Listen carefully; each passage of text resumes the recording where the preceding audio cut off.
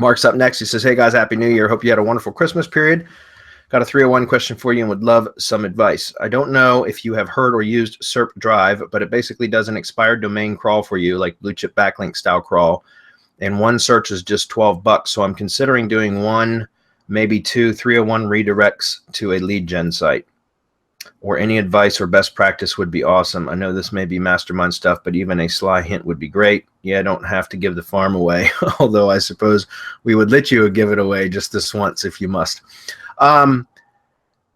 So I'm assuming that what you're trying to do is like a double 301 redirect, or what we used to call link laundering. You know, I don't do nearly as much of that as I used to because it's become less effective, which is normally what happens in SEO, right? You find something that works and you exploit the shit out of it, and everybody else does it too, and then it becomes less and less effective over time. That's generally what happens. So about a year and a half ago, about probably between 2 years ago and a year ago, all of last year basically, not 2016 but 2015, we were doing a lot of that. The double 301 redirect stuff, and it was working really, really well.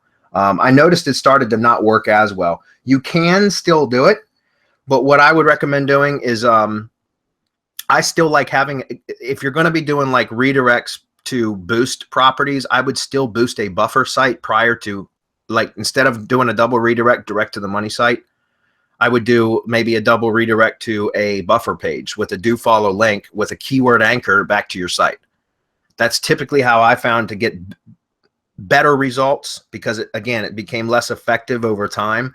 And one of the ways I was able to increase its effectiveness again was to, instead of going direct to the money site, I would go through a buffer property. I don't know if that makes sense, Mark, because I'm not 100% sure that that's what you're asking about. But does anybody else read this a different way than I do? Yeah, I just want to tell them that the reason why it lost effectiveness is because of the distance graph, right? Most of the sites that we were buying were garbage domains that weren't linking to any authority or weren't receiving any links from any authority. They boosted subdomains with garbage, right? With and they were spam. non-relevant most of the time. Correct. And so that's why they stopped working. But if you can find a really good domain with a good link, now you don't have to 301 that because it's clean. Yeah. So that it would still work, but you don't have to 301 a good website.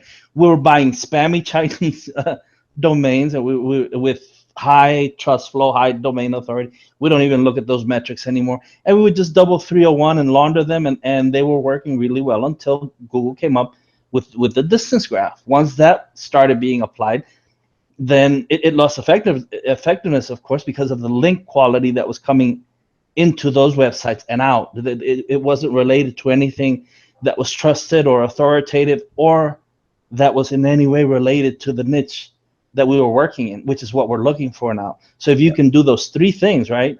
If you can find something that has good quality links from at least one trusted source, then it's a really good domain to apply, but you don't have to double 301 that, again, because it's clean. Yeah. And the other thing is, and then that's in part why I started going to a buffer site instead, because you can inject relevancy into that stream, into that link stream through the buffer site. So in other words, you could still use, and now I haven't done this in probably 8 months at least, since the last time I set one of these up. But if you could still use some of those Chinese like spammy domains that just had a shit ton of juice coming into them, right? A bunch of link juice coming in because they had thousands or hundreds of thousands of backlinks built to them, but totally spammy, right? You could still use those in a link laundering stream, but I would instead of going direct to the money site, which we used to do, or to a subdomain, now I go to a buffer site, because a buffer site I could put a relevant article, right? So content that's relevant, and then use an anchor text link so that I can inject relevancy at that point into that link stream.